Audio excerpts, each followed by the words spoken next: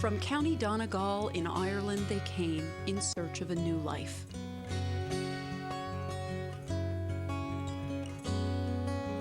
With hopes of freedom and more fruitful pastures, one by one, first trading with the Indians, then clearing land for farmland, and then finally, they moved on, their skills and spirit more suited to the wilder frontier. But before they departed, they made their mark in the shape of a diamond and named it for a woman whose face we will never see. Her town lives on and flourishes to this day.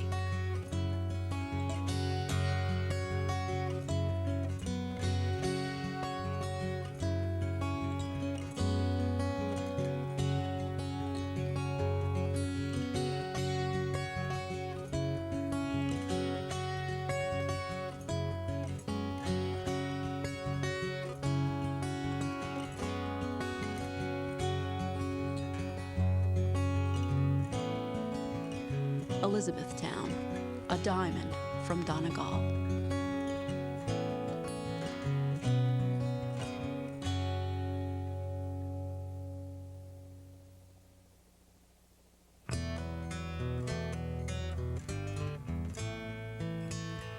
It's hard to believe that only 300 years ago, central Pennsylvania was mostly woodland and was at the very edge of the frontier.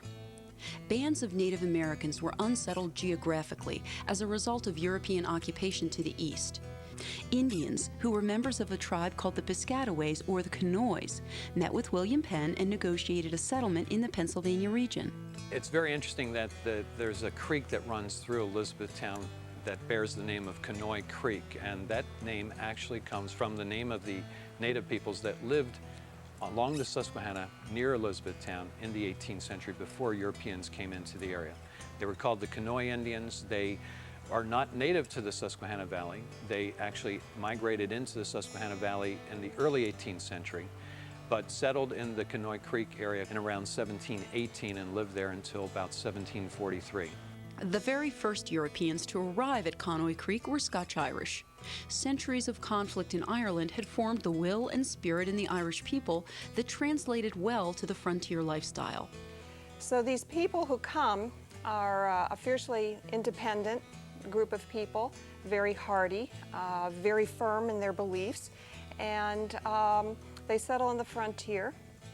They do serve as the buffer against the Indians. By the 18th century, many native peoples throughout the mid-Atlantic region were almost entirely dependent on European-made objects. Beaver pelts provided by the Piscataways were traded for cloth, beads, and whiskey, among other items prized by the Indians. Beaver pelts were favored because they had become very fashionable to wear beaver hats in Europe. So indeed, it is trade and commerce that are at the base of Elizabethtown's foundation. To find out more about these early Scotch-Irish settlers who will ultimately found Elizabethtown, we can look to their home country of Ireland for clues.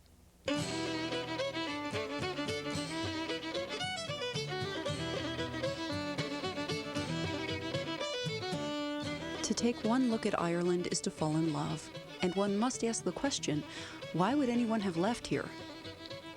The land in County Donegal, Ireland looks much the same today as it has for centuries. Its lush green pastures, so beautiful to the eye, can actually be very deceptive. Farms here, unlike in Lancaster County, yield no tomatoes, corn, or melons. In fact, this forbidding soil called peat is often itself harvested and used for fuel in fireplaces and wood stoves. The produce in County Donegal is limited mostly to rooted vegetables like potatoes and carrots. Subsisting from the land here takes a rugged spirit and much ingenuity, making ample harvests in the New World greatly appealing. In the 18th century, years with weak Irish harvests can be correlated to an increase of families emigrating to the States. Still, it is hard to imagine anyone wanting to leave such a beautiful countryside for an unknown world, especially considering the risky journey across the Atlantic. More clues can be found in the political and religious history of County Donegal in the 1700s.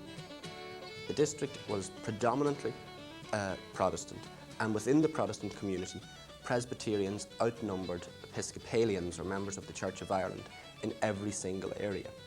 And that was to have a profound effect upon the political culture of the district, and was to have a profound a profound effect on the mentality of those Presbyterian people, that they were in a majority in that area, and yet while they were in a majority, they felt they were very hard done by. They essentially felt that they were second-class citizens. If you go to any of the little towns around Letterkenny and you look for the oldest Presbyterian church, it is almost invariably built on the edge of the town, on a back road out of the town, a place of no import or distinction, because Presbyterians were regarded as less important than members of the established church. Presbyterians had to pay taxes for the support of the official state religion, the Episcopalian Church. So did Catholics. People had to support a religion that wasn't their own. This oppression of Presbyterians in County Donegal accounts for why the vast majority of early Irish settlers in the Elizabethtown area were Presbyterian.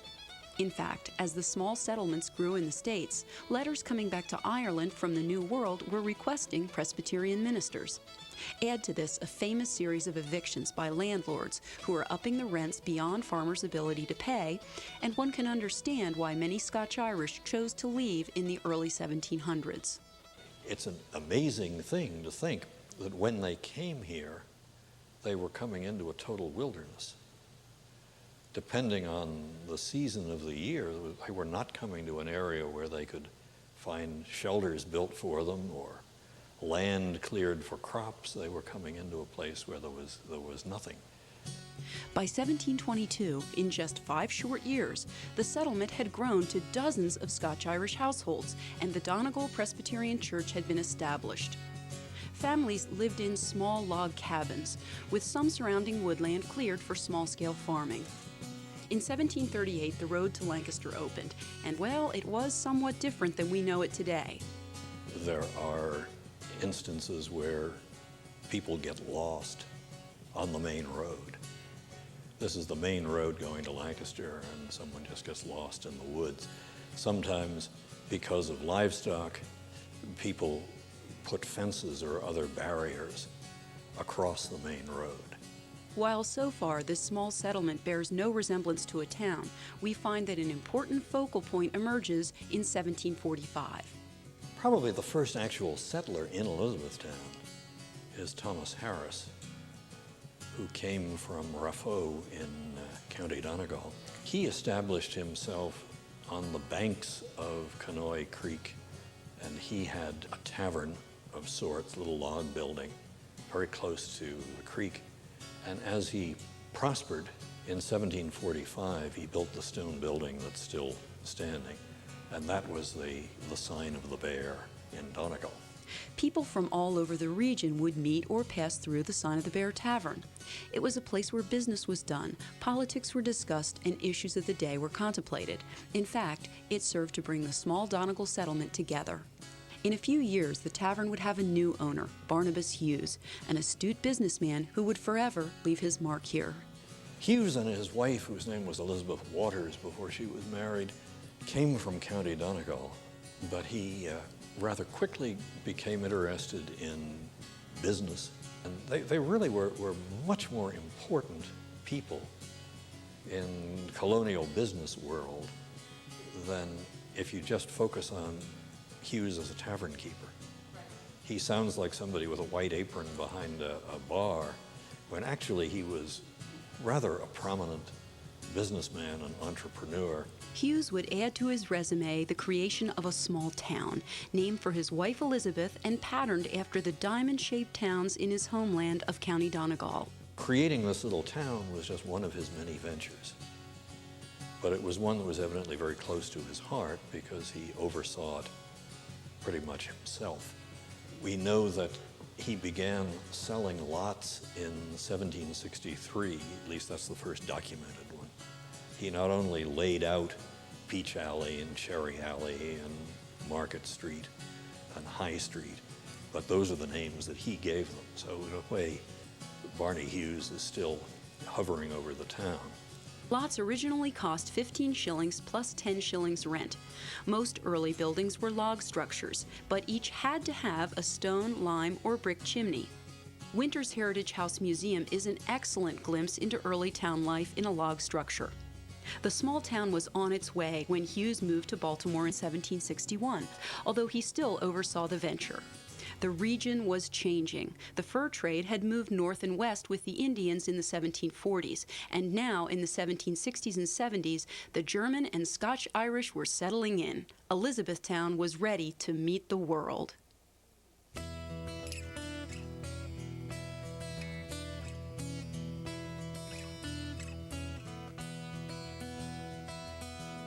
Waves of immigrants were still coming to America, and many more German settlers were arriving in the Elizabethtown region. In fact, by the early 1800s, the Scotch-Irish were no longer a majority here, some preferring to move on as the frontier moved west. The German groups were drawn to Pennsylvania in part because of the many beliefs they held in common with Pennsylvania Quakers and William Penn, and the Germans grew roots. They sort of had values, to generalize, that were like a threefold or a trinity: God, land, and family. All right, that family is very important. Family working the land is very important. Staying on the land, being good stewards of the land, making it productive so you could pass it on to your children and your children's children and your children's children's children is very, very important.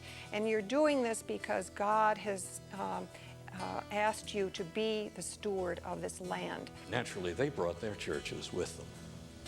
And we have, quite early, we have what was known as Blosser's Church, which was German Reformed, and it was just outside Elizabethtown. The Catholic Church began on the farm of Heinrich Eckenroth. Probably the first church that actually is in Elizabethtown is the Lutheran Church. And the people who settled in this immediate area, probably the first group, were nearly all Swiss Germans. And the town itself tends to be heavily German from the very beginning. It's founded by an Irishman, but its inhabitants are nearly all German. The Germans built for permanence, and many of their early stone and brick structures remain. As the population grew, the small town needed to connect, and an Irishman named James Duffy was contracted to build the Lancaster-Middletown Turnpike. This toll road was completed in 1818, and milestones from this construction still survive. It's Market Street in Elizabethtown. It may have shifted a little bit here and there in different places. Obviously, roads anywhere over the years have a tendency to move a little bit to this side, a little bit, but it's basically the same road. By 1815, the town boasted 50 homes. It was a thriving market town with goods, livestock, and small shops. 1827 is the year when Elizabethtown attained borough status, and it is this year that is celebrated today, commemorating Elizabethtown's birth. Construction of the Harrisburg-Lancaster single-track railroad encountered an obstacle in 1836. A 900-foot tunnel had to be cut just east of Elizabethtown. No easy task. Most railroad work was done by Irish workers, a rugged bunch who sometimes conflicted with townspeople. After a suspicious fire behind the Black Horse Inn was attributed to the workers, Elizabethtown established the Union Fire Company, an all-volunteer force. The railroad was completed in 1838. Now connected, the town was changing, as was the nation, and turbulent times were ahead for both.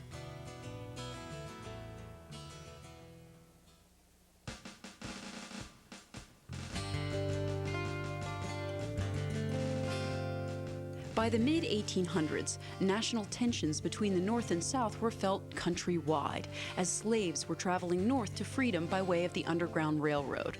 Several Elizabethtown buildings are rumored to have been Underground Railroad stops, including the Sign of the Bear and a prominent restaurant on Market Street. When war broke out, Elizabethtown supplied troops to the Pennsylvania militia to protect against General Lee's invasion. But as the war drug on, small towns had trouble supplying their quota of able-bodied men, and drifters were recruited to serve in the town's name for a price. By 1863, the Union was reduced to drafting men, and quotas are assigned to every township and municipality. The town had to meet its quota by hiring people. The Civil War is a great war for service by substitute.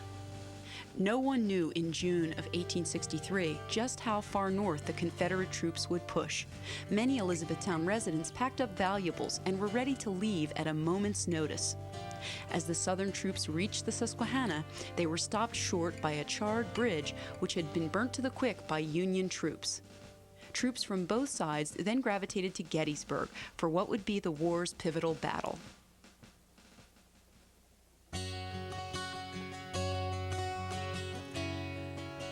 By 1864, Elizabethtown was comprised of 164 homes and businesses, 5 churches, 2 schools, and a firehouse. By 1880, there were over 900 residences. The town was exploding, yet some modern advances had yet to arrive. Major cities were benefiting from the Industrial Revolution in the late 1800s, but this initially hurt the small town economies. And another problem was emerging. Without centralized water system, town buildings were vulnerable to fire. They bought a little hand-pumped engine, and they had volunteer firemen who worked that. There still remained the problem of water because they could only be supplied by wells. Spurred on by the fire problems, centralized water mains were installed in 1895. And in 1899, the railroad added a second track to the system. Elizabethtown was now ready for the arrival of industry, and the face of the town would be forever changed.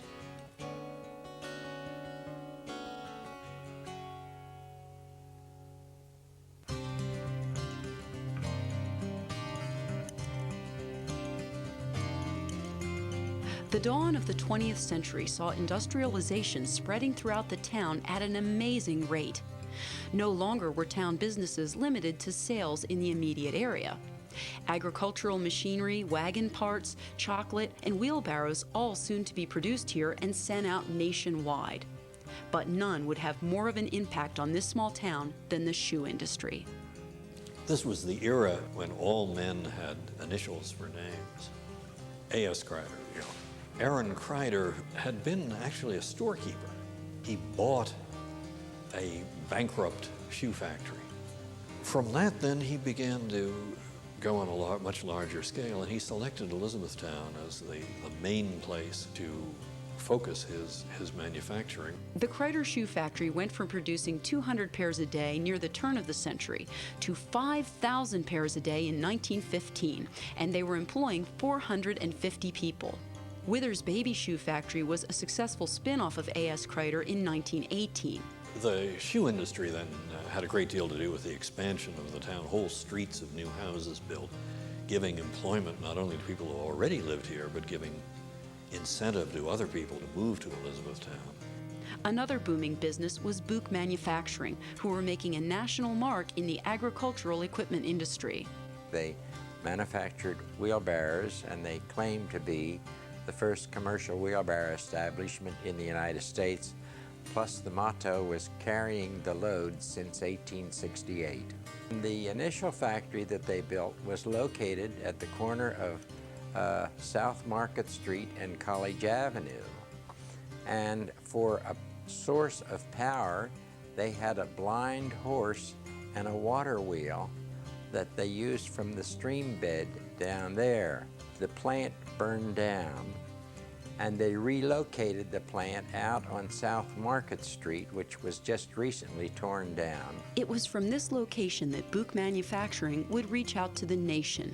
No single image represents Elizabethtown's 20th century coming of age better than this photo of a 20-car train loaded with Buch wheelbarrows heading west in 1906. My dad and my Uncle Royer were standing alongside the train, and this was the first load of wheelbarrows that started out and went the whole way to Chicago, and I think they went the whole way out to California. Anchor Springs Wagon Works was echoing Buch's success by manufacturing wagons and carriages, as well as a fifth wagon wheel used for steering at their factory on West High Street. Far from being a Henry Ford kind of assembly line, that they basically made a wagon to your specifications. But another business venture would soon shape Elizabethtown when William and Frederick Klein left Hershey in 1912 to compete in the chocolate industry. The whole chocolate industry came to Lancaster County to take advantage of the great number of dairy farms. As employees of Milton Hershey in his early days, they learned how to do this and came to the conclusion that we could do this by ourselves. The Kleins had a knack for chocolate and business. Early on, they were so small they had to sell existing chocolate before buying new cocoa beans. But by World War I, they shipped 20 million chocolate bars over to our troops, and by 1922, they were the nation's biggest chocolate company. The Klein Chocolate Company had a reputation for being community and employee friendly. They created an athletic field and even sponsored a semi-pro baseball team to the enjoyment of the community. This incredible transformation in Elizabethtown in the early 1900s was not limited to manufacturing. It was also the beginnings of Elizabethtown College and the arrival of Masonic Homes, two organizations which remain mainstays in Elizabethtown to this day. It could have been elsewhere. There was a lot of discussion, 1898, I suppose it was. The Reverend J.G. Francis, who was a bicycle-riding itinerant preacher in the Church of the Brethren tradition, was crusading to establish a college in eastern Pennsylvania that would be founded by the so-called German Baptist Brethren, now called the Church of the Brethren. So they had this meeting in 1898 and decided in a series of meetings that followed that there would be a college here in this tradition. And they debated where it would be. They thought it might be in Ephrata. They thought it might be elsewhere in Pennsylvania. They talked about different names, but they finally settled on having it in Elizabethtown and calling it Elizabethtown College.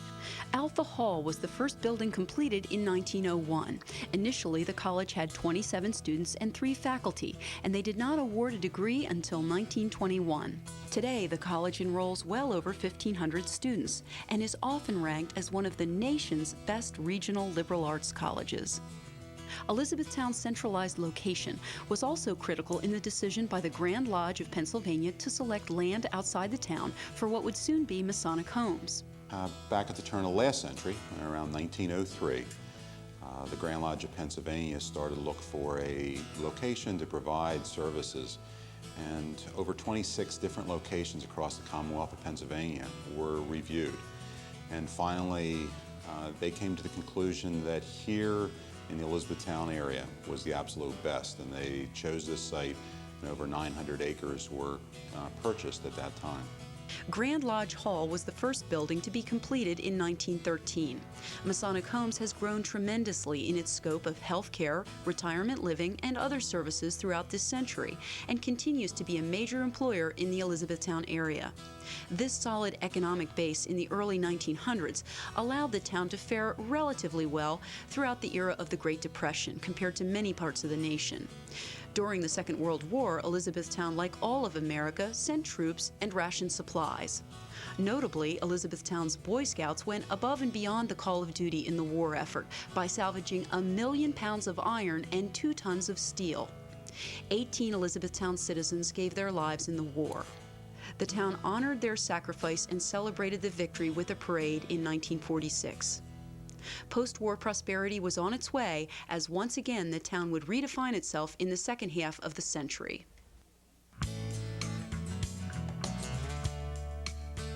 I think that the conversion of the town in the post-war years from a factory town to the solid bedroom community that has become is critical to the longevity of the community and the fact that the town has positioned itself well for the next century. The Kreider Shoe Factory closed down, the Savoy Shoe Factory closed down, the Risser Garment Factory closed down, and I would think that this was right after World War II when things started to change. The employment changed significantly because Klein's Chocolate Factory grew significantly, but then they were purchased by M&M, and the old shoe factories were turned into apartments.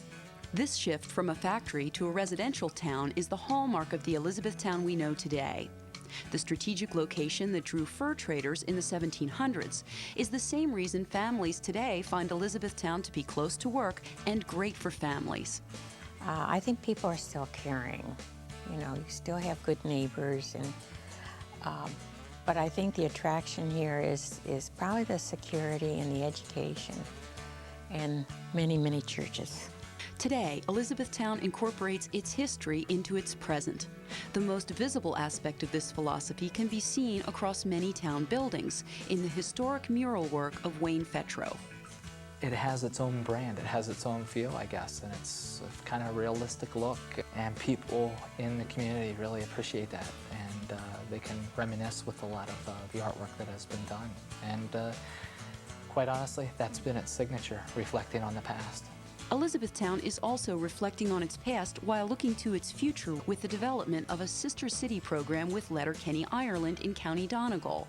Letterkenny is at the heart of the region where Elizabethtown's founders came from. The Irish language is dotted with idioms and phrases and old sayings.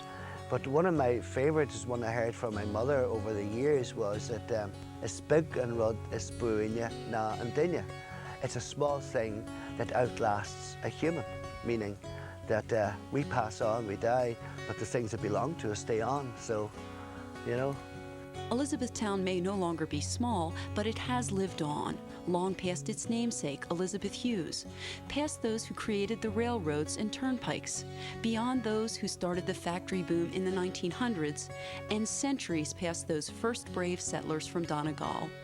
The town prospers, looks to its future, and is a testament to those who came before.